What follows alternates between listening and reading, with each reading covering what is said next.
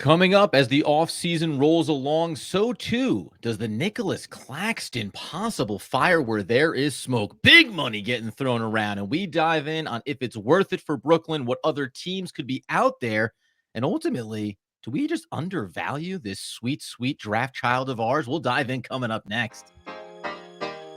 You are Locked On Nets, your daily Brooklyn Nets podcast. Part of the Locked On Podcast Network, your team every day.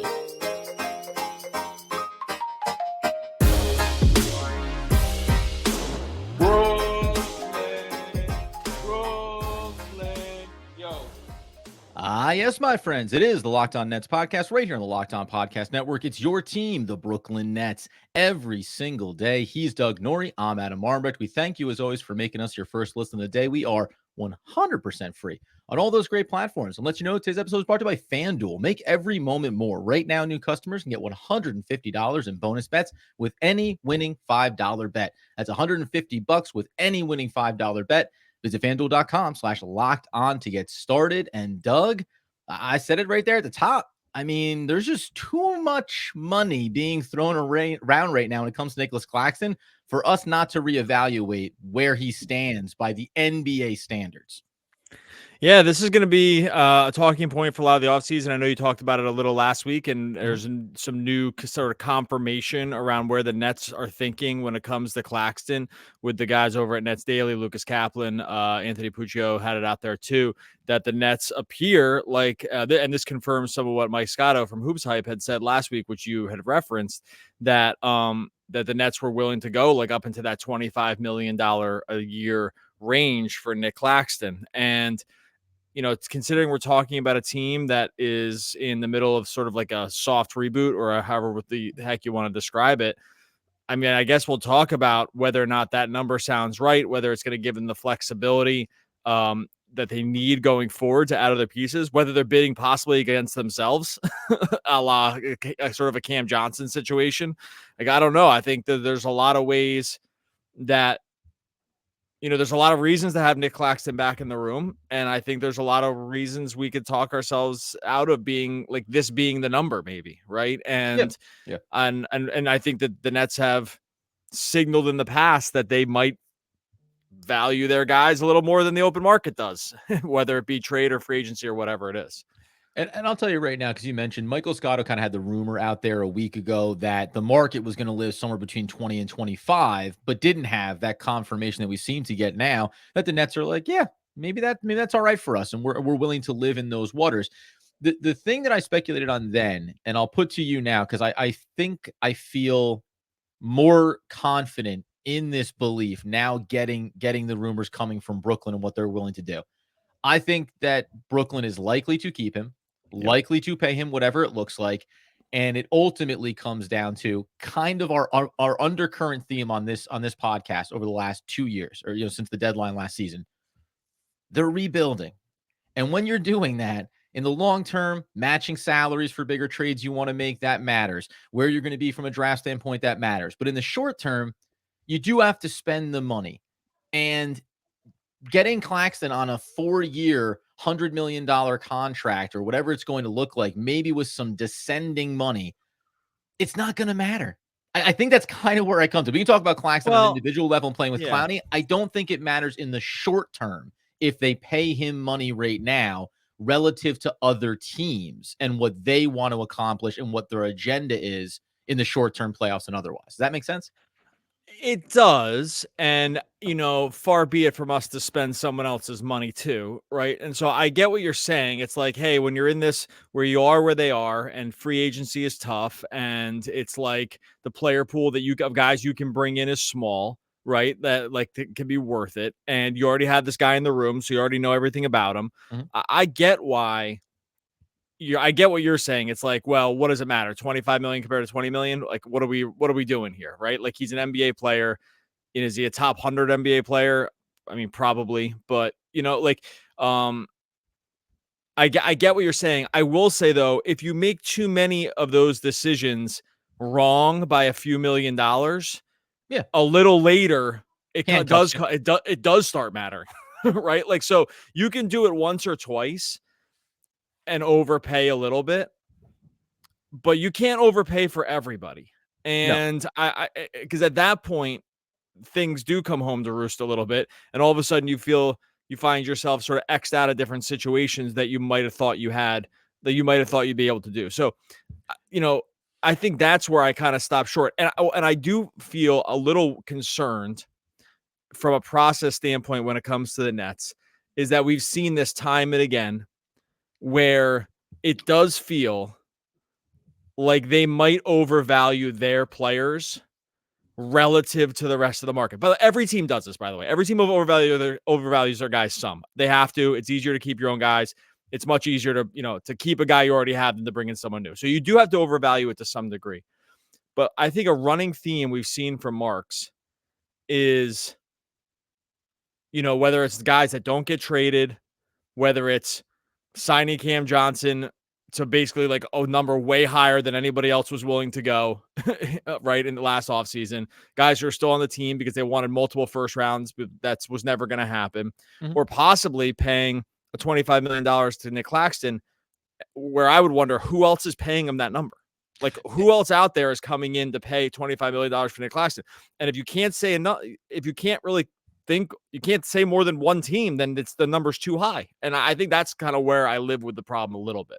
Yeah, objectively from a business standpoint, you should not just be saying, I like this dinner so much, I'm willing to pay you 3 times what the menu lists the price at. And you mentioned about who else is coming into these waters.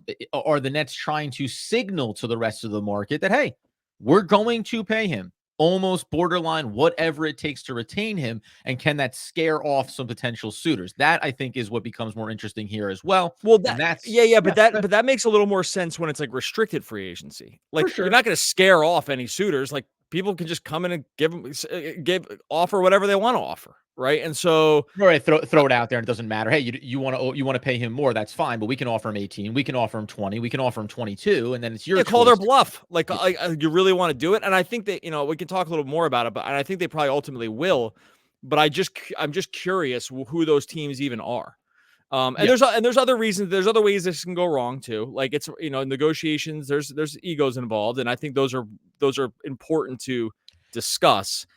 But I'll go through some of the lists of teams with cap space, and we can talk about like who would even kind of fit here, and we can also talk about Claxton as a player as well, because I think that will inform where that number should be also.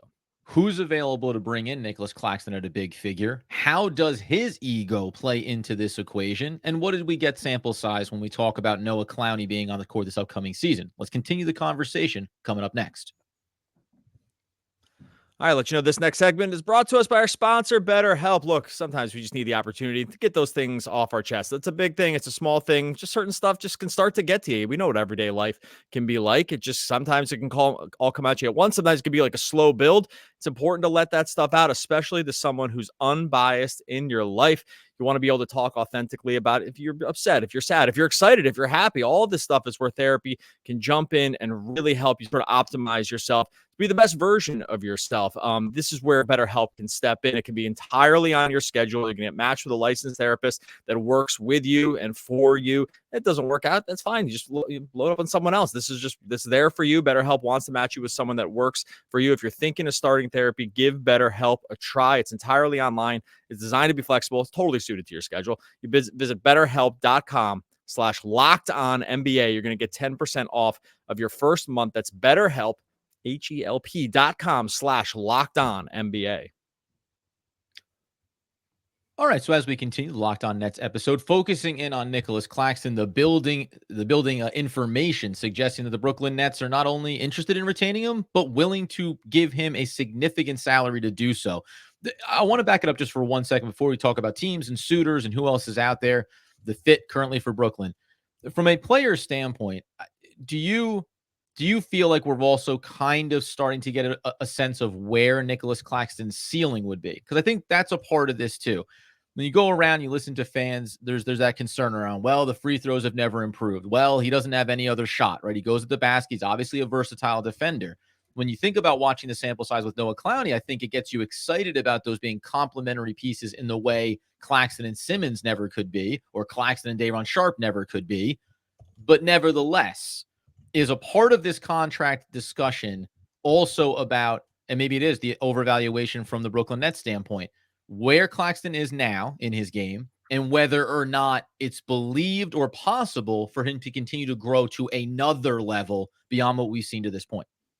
Yeah, I mean, in terms of his game, I think we got a pretty good look at it, what it is this year. It hasn't really changed that much, right? It's like he is a good shot blocker. He's a good switch defender. They played him in drop a little bit more this year, then kind of went back to switching, sort of like depending on where they had with like point of attack defense. But little drop didn't really work that well. They want to switch, but that kind of like cost them some rebounding. So I think we kind of know what he is. I really actually think we fully know what he is as a defensive player. And he's a really good defensive player, right? Like has a little trouble with centers with size. Most teams do, like most teams have that problem. And it's not really something that I go too crazy about. Offensively, I also kind of think we know what he is there too. And that's a DHO, rim run kind of guy. And if he can get close to the rim, he can finish pretty well, right? Like he can finish up and over guys. The floater is actually not too bad at this point. Like I think he was able to finish a slightly more difficult sort of shot diet than he had in the past, but it's not dynamic at all. Like he's not really creating his own shot. It never looks super comfortable, right? And I just don't think I think where he is now, I just think we know what he pretty much is now, right? Yeah. I think that I don't see, we keep waiting for these next pieces to grow, right? Like he's going to initiate more offense and he's going to kind of, maybe push the pace a little bit more and that stuff. And I just don't think we've seen enough of it to really believe that it's coming.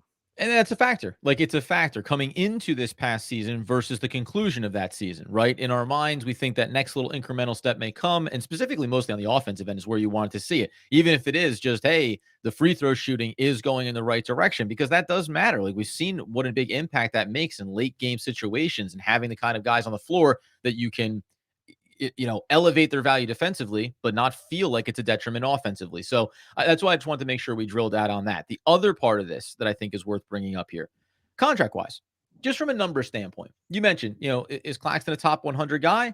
Well, I think so. But if you talk about paying him $25 million, AAV, we know the numbers, they flex over the course of a contract. That's going to make him top 60. Like, you got Simons there in Portland, 24.3 for Wiggins, Connolly 24.3, 25 million for Brook Lopez. You're starting to get into those waters, and there's going to be all kinds of contracts that get signed this offseason as well. But a lot of those contracts are big names that are already making big money. So I think, from that scale too, to your point, are the Nets overspending on some of their players? Hey, paying Nic Claxton top 60 NBA money will feel like you're doing a little bit of a heavy lift to convince yourself that he's worth that number. I mean, I think so, especially especially relative to what your team needs as well, right? Like relative to what this team lacks. You lack another elite level scorer to make it easier for currently Mikal Bridges and other players to have success. So maybe spending, allocating this percentage of the salary to this model of player is not maximizing the value of your dollars under the cap. I get a little concerned anytime you're spending a lot of money toward guys at one end of the spectrum. Like we always put it like, let's label our guys 1 through 5, right? 1 being, just pure, only can play point guard. 5 only can play center. And then like everyone else in there kind of exists on a spectrum, right? Like somewhere between 1 and 5, right? And with, arguably guys who are like dynamic 3s and 4s, probably at this point being some of the best. But then you get guys like, Jokic, and you get guys that are, like Curry, and there's always going to be outliers. So I don't want to like put everyone into the same box. My concern is the closer you get to, the more definitively you are at one side of the spectrum or not, either like pure point guard or big undynamic center. I get a little concerned about going crazy because those usually are the guys that are the easiest to replace. It's mostly about replacement level costs. It's not so much that Claxton is not a good player. He's a very good player. The question becomes how easy or difficult is it to replace Claxton? And I think where you get to those ends of the spectrum, it becomes much easier. And we can find examples of teams who have sort of gotten out of the center position cheaper, right? Yeah. Unless the guy is awesome, unless the guy's Jokic or Embiid or Chet or someone like that who can I'm just throwing random guys out here that are centers that are really dynamic. Those guys have like multiple skill sets and then therefore they're very difficult to replace, and they should be really expensive. And it's But funny outside too. of that, Go ahead. but outside of that, a guy like Claxton, you might find that he, a pure 5 that can switch some and play defense might be a little easier to replace. And if that is the case, then 25 million on your cap is gonna be a tough pill to swallow, because I can already see it now. People are gonna be like, well, Isaiah Hartenstein makes this, Sure. and he's gonna make more. But like, I don't know. You can find deals like this, and it just feels like these are the guys that are a little easier to find the deals with. And this would be the good one before we talk about, teams on the market who might be interested in him.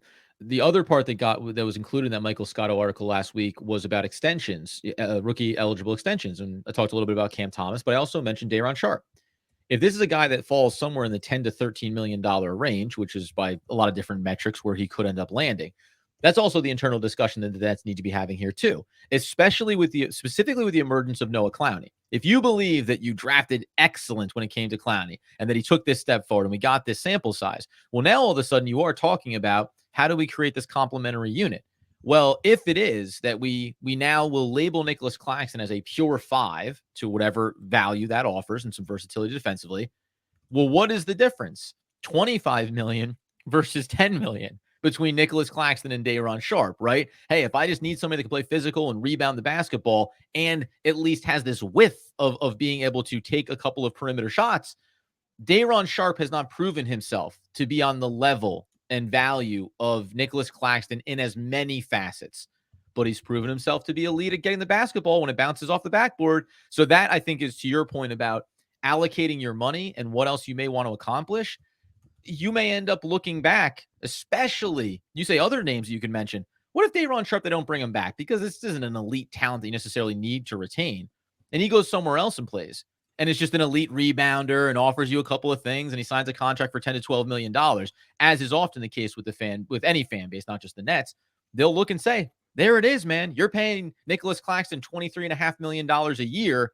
And there are dozens of examples of guys that at least give you 70 to 80% of that value while only needing to do 15, 20%, 30% of the actual cost. So it is fascinating to me. And this is where I got to tell you, this is where not drafting forever sucks, because like this is like little roll.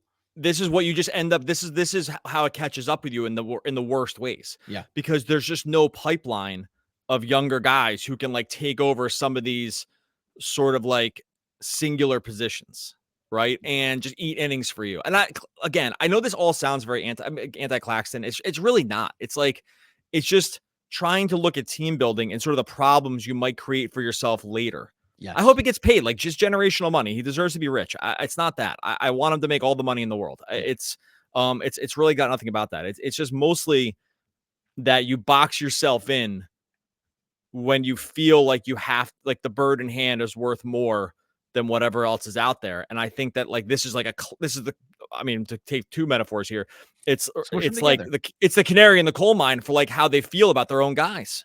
Yeah. Right. It's like and this is really going to be pretty instructive. So my last note is, again, based on what their timeline might be, does it really matter if they paid Nicholas Claxton descending money over the next 4 seasons and they potentially trade him 2 years from now, right? Mikal Bridges, Cameron Johnson timelines. That's what I mean when I say, hey, does it really matter? But this is not restricted free agent. This is not extension eligible. This is a free agent that Nicholas Claxton is. So you do have a walk away opportunity here. Coming up in a second, who else would be suitors for Nicholas Claxton? And then Doug and I will hold our own feet to the fire here. What are we willing to pay Nicholas Claxton to keep him in the fold? And do we ultimately think that Brooklyn will retain him? We'll get into that coming up next. All right, before we get to that, tell you about our friends over at DoorDash. Look, we got Mother's Day coming down the pike here this week. I got the double dip because I got the Mother's Day and I got the wife's birthday, right? So we're in full time gift mode around here. It comes once a year, folks, but it's glorious when it does. That's why DoorDash is here to help. You can get started with Mother's Day with flowers. You can surprise her with gifts. The brand she loves, delivered the very same day with DoorDash. Look, moms are a gift. Give her the best this Mother's Day. Get gifts as thoughtful as she is with DoorDash. You select from hundreds of expertly crafted bouquets. The best of tech too, self-care essentials. Look, it doesn't have to all be the flowers. You get the tech, you get the self-care stuff. Also with DoorDash, it's all there for you. Mother's Day, she got the sweet tooth, tech enthusiast, beauty connoisseur. Look, you know your mom, you know your wife, you know how to best serve them this Mother's Day. Get it over there with DoorDash. Get all your Mother's Day gifts all in one place. Get 50% off your next order up to $15 when you spend $15 plus on your next flour, convenience, grocery, or retail order now with code LOCKEDONNBA. That's Locked On NBA. Order using DoorDash today. Terms apply. All right, as we tie a bow on the Nicholas Claxton conversation, yeah, that's right. At the end of this, we're going to go ahead and tell you what happens and what should happen, what will happen. Why? Because we're omniscient in that way. But we're talking about the market for Nicholas Claxton. Who do you think would realistically be an option on the table? There's been teams thrown out like OKC, but maybe their success and track record, is already getting them beyond that scale of wanting to add a player like this, or especially this price point. Memphis Grizzlies have gotten thrown in the mix here a little bit too. Do you think anyone else is going to get into this $20 to $25 million waters that supposedly the Nets are willing to? I mean, okay, the teams with cap space are, the ones with like major cap space going into next year. I'm not going to go through this whole list here, but Detroit has a lot of cap space. Those guys love centers. So I don't know if they would be interested in doing it. They got. Yeah, but they already Jalen Duren, and they got James. They got Wiseman there too, and he kind of flashed something. So I don't think they'd be in the Claxton business. Kevin O'Connor from The Ringer threw out the idea of like Philly wanting to maybe put Claxton on that team and kind of create a double big situation with Embiid. He's really the only one I've heard posit that, although I did think it was at least interesting, maybe a la the Karl Anthony Towns, Rudy Gobert thing. Utah, it's hard to see them going there. OKC, we mentioned OKC in the offseason or the trade deadline is maybe like that would be a nice guy to kind of pair with Chet, right? Like they got some cap space. Spurs with Wemby doesn't seem like they're probably going to want to do it. And then like Orlando, Charlotte, so you kind of run out of cap space pretty quickly. The one thing about Claxton though, like as opposed to maybe some other sort of like free agenty guys, is he's still pretty young. So like if you are a young team and you do have cap space, you could kind of talk yourself into it a little faster because he doesn't like crush any kind of timeline on your dude. So we mentioned some like batter. Oh my goodness, worse teams. Might be time to hang it up. What a tragedy. Maybe you should just take it home from here. Is anyone going to take anything I say seriously after this? It's like totally pointless now. What should I shouldn't even bother. Why? Like, I just can't believe I did that. These teams are all worse than the Nets, but they're younger. They might be able to, they have some maybe younger upstart guys and that can see themselves being better. And sometimes you need to, in those markets, you do need to overpay a little bit to get someone in the door in OKC, to get someone in the door in like Detroit, right? Like, so I don't know. I could see some of these teams maybe going there. I still don't think it's going to be this like crazy robust market though. And isn't it also like, so say a team like OKC, it's also about, well, what did you accomplish the year prior? And are we a little bit willing to overspend on the market to add a piece that does matter to what we're trying to do? And that's why it always comes back to Brooklyn. You're going to pay Nicholas Claxton $25 million. Okay, what does it get you? Because that means you're keeping him in a part of the core that was just here. And what did that team accomplish? Missed the play-in tournament, really bad record, not so optimistic about their short-term future, right? Like that's, I think, a part of it too, is it's okay sometimes, or at least in theory, in free agency, teams justify overpaying to bring in a player that they feel like is going to serve a specific role. And they know they're overpaying him a bit, but it's worth the value. Honestly, while it didn't work out, we at the time said paying Joe Harris. It's a big contract. You really want to spend that money? Well, we have the superstars and he's a 3-point shooter. And as long as we're going for it, we don't care that we're paying him that much money. Right. Now, as soon as it seems like that starts to fall apart, you go, oh, okay, oh boy, did we make a mistake? But you can explain those away. The Nets are not in a spot where we're talking about deep playoff run. So money has no real value beyond the product on the court. That I think is a big factor here too. Yeah. And like when you want to go into the way into the tax because you're a championship contender, right. Like again, pay $4 million more for 3 players, and that's a whole other good player, like a whole other good bench player, right? Like it is another way to think about that. Like you just start running out of money, and this is just the problem with situations like this. Is that the Harris example is a great one. No one questioned it at the time. But it ended bad because the contract, it's too much in the end. Yeah. Right. And it didn't end bad, but they kind of just had to let him go for nothing. Lucky they got anything actually with him out the door. Of course. And like, I can just see this being the situation if Claxton's game doesn't expand. And I just to go back to wrapping back to the top, anytime you're in these situations with guys who you can firmly classify as like one position only, you just are in trouble. And by the way, and I'll say really that works for like any position, because if you're just a shooting guard, because you're kind of just stand there and shoot threes like Gary Harris, okay, Yep. like that's like you don't have a lot of the value goes down a little bit. If you're just a three because you can guard threes and you can shoot some threes, like that's it. If you're a wing if you're like a three, but you can handle the ball a lot and you can guard up to fours and down to twos, like now and you score 25 points a game. Now you're super valuable. You're one of the best players in the game. So like these numbers, I think are instructed to think about like sort of where guys are with value, unless you're the very best. You're like, who's the best center in the league? It's Jokic. Boom. End of story. Right? Yeah. Like who's the second best? It's Embiid. End of story. Great. Pay him all the money because they're going to crush everybody else. If you can't say that about guys, you got to really think really long and hard about what you're going to pay them. Yep. My last thought is, as you mentioned there, the Nets sometimes get into these waters of overvaluing their own guys. Teams that want to make deep playoff runs may really value that defensive versatility of a Nic Claxton. The fact that we're hearing the Nets want to pay him, let's say, whatever it takes, essentially, that's alarming. It's at least alarming right now for this team that's trying to recalibrate itself a little bit on the fly. We'll continue to watch and see what happens with Claxton. By the way, though, just some guys flubbing their words, other guys making really sound examples. Joe Harris contract. It was a show like that today, right? And that feels good. I think that feels good. Look, this show couldn't have gone any gooder than it did. Okay, so like, there's just no way. It was the best this show we've ever done. It couldn't have been gooder. Me talk real good. No Me more talk greatly. Good. Nick go good. No Nick good. go good. No good. Go good. All right. With that in mind, make sure you subscribe to Locked On. I mean, who wouldn't want to listen to this every day? Yeah. Make sure you subscribe to Locked On Nets wherever you listen to podcasts. Make sure you subscribe over on YouTube. We're coming at you 5 days a week all through the offseason. Nets didn't make the playoffs. That's okay. We roll through the playoffs. You know why? We're winners. Okay. Hey. I can't speak for anybody else, but we're winners, and we're coming at you 5 days a week with Brooklyn Nets Talk. Mother's Day coming. Being a mom is not a job. There is no nights off. We don't punch in and punch out. Hey, that's Meredith Grey. One of the all-time great poets. We'll be back again tomorrow talking more Brooklyn Nets basketball. Basketball. Yeah.